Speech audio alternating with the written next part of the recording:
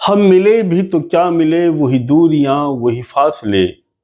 हम मिले भी तो क्या मिले वही दूरियां वही फासले।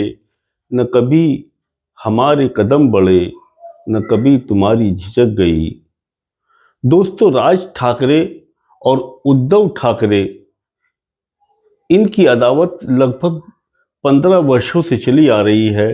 लेकिन कशमकश यही रही कि ना कभी हमारे कदम बढ़े और ना कभी तुम्हारी झिझक गई।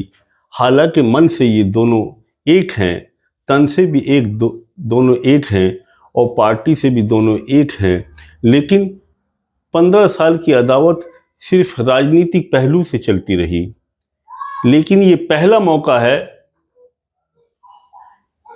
विधानसभा के चुनाव आए तो उसमें अचानक ये मोड़ आया कि राज ठाकरे के बेटे अमित ठाकरे माहिम से चुनाव लड़ना चाहते हैं। माहिम से अपना उम्मीदवारी जाहिर की तो उद्धव ठाकरे ने अपना बड़प्पन दिखलाया और प्रमुखता से मंच से ऐलान किया कि यदि अमित ठाकरे माहिम से चुनाव की घोषणा करते हैं तो उद्धव ठाकरे अपने किसी भी प्रत्याशी को वहां से खड़ा नहीं करेंगे। इसी वजह से ये जो दूरियां 15 वर्षों से चल रही थी, अदावत चल रही थी, इसकी समाप्ति का दौर शुरू हो गया और राज ठाकरे और उद्धव ठाकरे एक दूसरे के करीब आने शुरू हो गए। और जब ये चर्चा बीजेपी खेमे में पहुंची तो उनको चिंता का विषय सताया, क्योंकि राज ठाकरे और उद्धव ठाकरे का एक आ जाना, इसका मतलब यह है कि शिवसेना अपने आप में मजबूत हो जाना। और शिवसेना महाराष्ट्र की एक ऐसी प्रमुख शक्ति पार्टी है कि जिसके बलबूते पर ही सरकार का बनाई जा सकती है। उद्धव ठाकरे के बलबूते पर जब बीजेपी आई तो उद्धव ठाकरे के बलबूते पे बीजेपी के वहां पैर जमे और पहली बार बीजेपी ने वहां पर अपना सरगर्मियां दिखानी शुरू कर दी। लेकिन बीजेपी की अपनी पुरानी नीति और अपनी पुरानी चालों से वो बाज नहीं आई और उसने शिवसेना के अंदर दो फाड़ कर दिए। यानी बाल ठाकरे के बेटे उद्धव ठाकरे के साथ में ये बर्ताव किया कि उनसे शिवसेना छीनी, सिंबल छीना और एक नाथ शिंदे को महाराष्ट्र का मुख्यमंत्री बना दिया। ये बात ना तो जनता को हजम हुई और ना शिव सैनिकों को हजम हुई और जहां तक देखा जाए ये बात शायद राज ठाकरे को भी हजम नहीं हुई। यह अलग बात है कि राज ठाकरे ने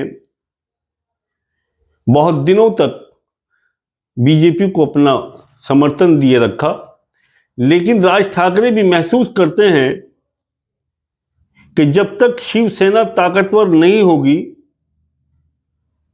बीजेपी को यहां से, महाराष्ट्र से बाहर नहीं किया जा सकता। और इसी के मद्देनजर उनका झुकाव जो है उद्धव ठाकरे की तरफ हुआ और उद्धव ठाकरे का झुकाव जो है वो राज ठाकरे की तरफ देखा जा रहा है। और ये चर्चा है कि दोनों किसी वक्त भी मंच से ऐलान कर सकते हैं एक होने का, और ये गम बीजेपी को सता रहा है, क्योंकि बीजेपी भली भांति जानती है कि महाराष्ट्र का चुनाव बगैर शिवसेना की मदद के जीता ही नहीं जा सकता। शिवसेना महाराष्ट्र की प्रमुख पार्टी है, शिवसेना का एक दबदबा है, एक वजूद है। बाला साहब ठाकरे ने शिवसेना को खड़ी किया था और जब से ही शिवसेना एक अपने वजूद में है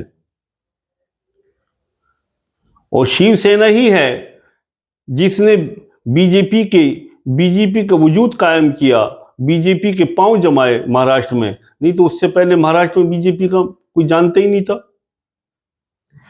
लेकिन बीजेपी ने जो हरकतें चली और बीजेपी ने जो षड्यंत्र रचा शिवसेना के खिलाफ, ये किसी से छुपा हुआ नहीं है।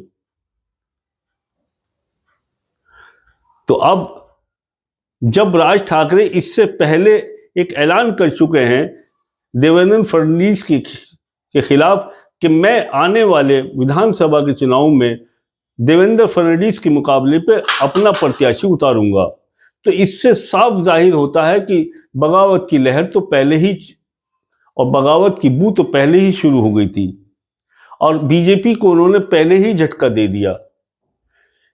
यानी राज ठाकरे भी किसी न किसी तरह बीजेपी से आहत है और इसी वजह से वो जो दरार और जो दीवारें और जो एक दरमियानी खाई खिंच गई थी शिवसेना के बीच में, उसको वो खत्म कर देना चाहते हैं। यानी राज ठाकरे और उद्धव ठाकरे एक प्लेटफार्म पर आना चाहते हैं। इस बात की पूरे महाराष्ट्र के अंदर चर्चा है और बेपनाह का जोश है कार्यकर्ताओं के अंदर और एक ऊर्जा भर गई है जब से ये सुना है कि राज ठाकरे और उद्धव ठाकरे एक प्लेटफार्म पर किसी भी समय दिख सकते हैं। तो ये अपने आप में एक बहुत बड़ी बात है। उधर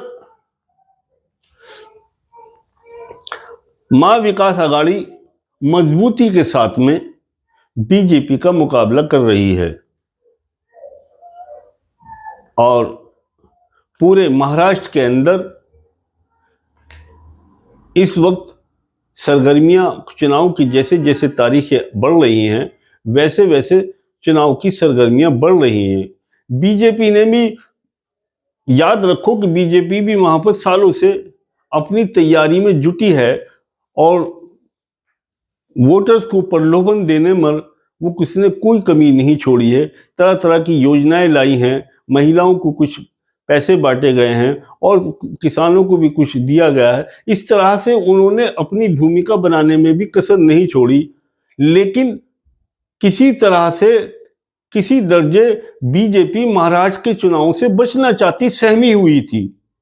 इसी वजह से जब जम्मू कश्मीर और हरियाणा के चुनाव हुए, ये चुनाव उसी वक्त होने थे, लेकिन बीजेपी के इशारे पर इस चुनाव को आगे बढ़ा दिया गया, तारीखों को टाल दिया गया और बीजेपी चाहती थी कि हम इस दरमियान में अपनी वहां पर मजबूती बना लें, लेकिन ऐसा हुआ नहीं। वहां जो बीजेपी ने षड्यंत्र रच चुकी है, जो अपने कारनामे कर चुकी है, उससे शिवसेना और शिवसेना के समर्थक और शिवसेना की पार्टी के चाहने वाले बीजेपी के बिल्कुल खिलाफ हैं।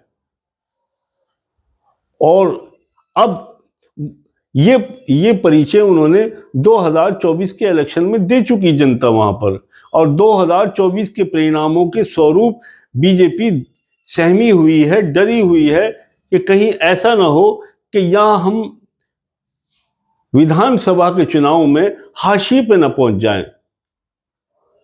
इसी डर और खौफ की वजह से बीजेपी का हाल इस टाइम बहुत खस्ता है और बीजेपी के जो सहयोगी दल थे, जिनके बूते पर वो वहां चुनाव लड़ना चाहती थी, वो सहयोगी दल भी बीजेपी को छोड़कर जाना चाहते हैं, कुछ छोड़कर चले गए।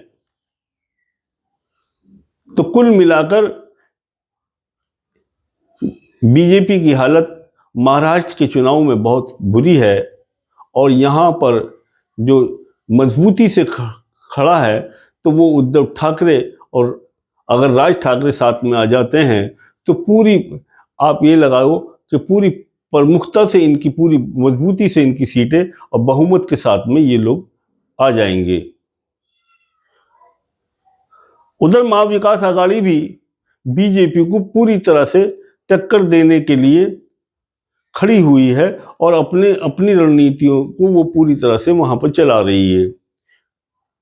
तो दोस्तों, ये हाल आज विधानसभा महाराष्ट्र की इलेक्शन का है और ये वीडियो आपको अच्छी लगी हो और पसंद आई हो तो प्लीज़ इस वीडियो को आप सब्सक्राइब करें चैनल को सब्सक्राइब करें, वीडियो को लाइक करें, बेल आइकन दबाएं, लोगों को शेयर करें और अपने विचार कमेंट्स में ज़रूर दें।